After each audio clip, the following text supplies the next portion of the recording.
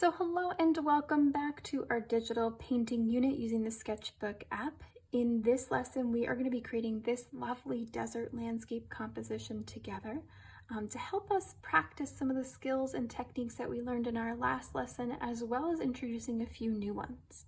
The biggest thing that we're going to be practicing is the use of layers. In our last compositions, we used maybe 2 or 3 layers. Here we're going to be using 1, 2, 3, 4, 5, 6 different layers at once.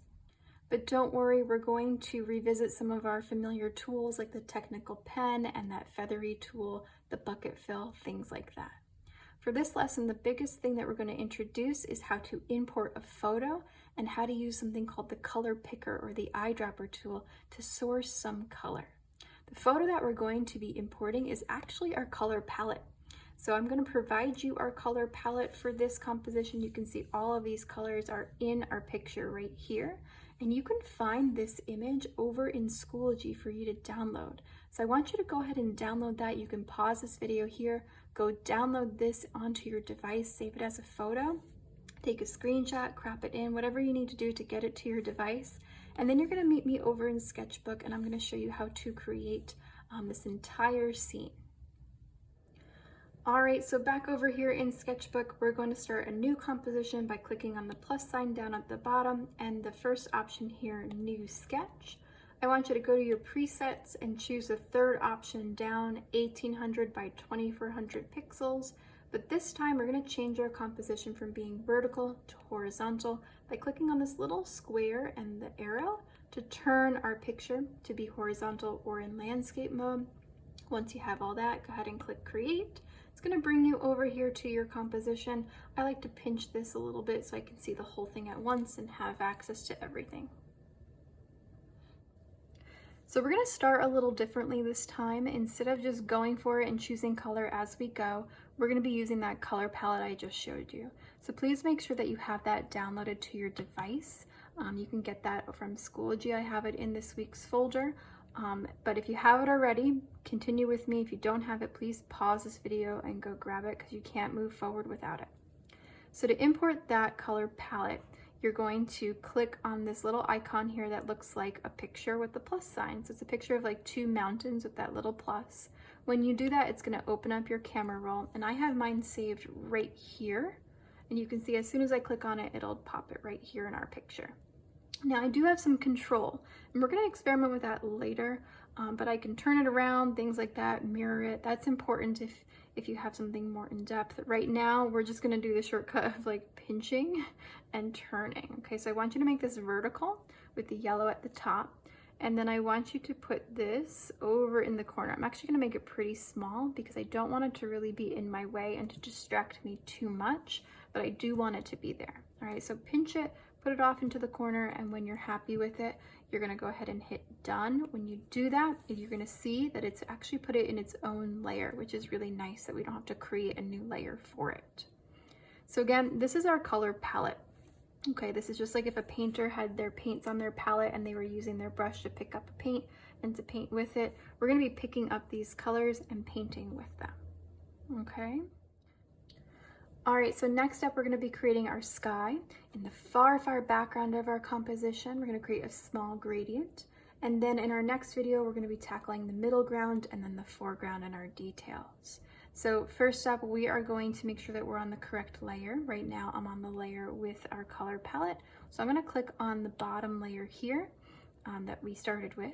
And we are going to, of course, be using our paint bucket fill tool and the gradient, that second option. So go ahead and click anywhere you like to create that gradient. It should come up with the last gradient that you used. Apparently mine was from white to black. So we're gonna make this gradient vertical. I'm gonna bring the black to the top and the white to the bottom. We really only need the 2 colors, 1 and 2. Mine has 3 here, and so I'll make 2 of those colors just the same. Now the colors that we are going to be using are going to be the yellow, that top circle on our color palette, and the third one down, this like blushy rose color. Now remember, when we change our color, we have to make sure that we have it selected, then we go to the puck. And in the past, we chose a color by moving that around. This time we're going to do something different. We're going to be using this eyedropper tool here. Looks like a little pipette that you would use in science class, right? So if you click on that, it's actually going to bring up these crosshairs, and I can take this, I can source any color. Do you see how the circle around it changes? Right, do you see that? And I'm gonna actually source the colors over here. So I'm choosing that top one. I'm gonna make the top color this rose color, okay? And then I'm gonna change these other two to the yellow color, all right?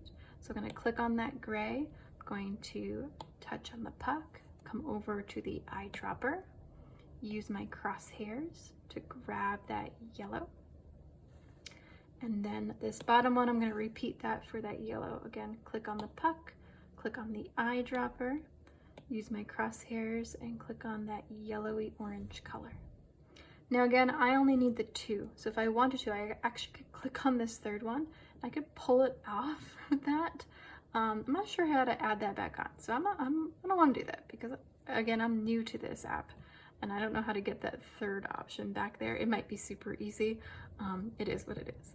But I'm gonna move this one around to decide where my transition is going to happen. Now I want to remind you something. If I bring this, let's bring it halfway. We're going to be using about like this much of our composition to be mountains and things like that.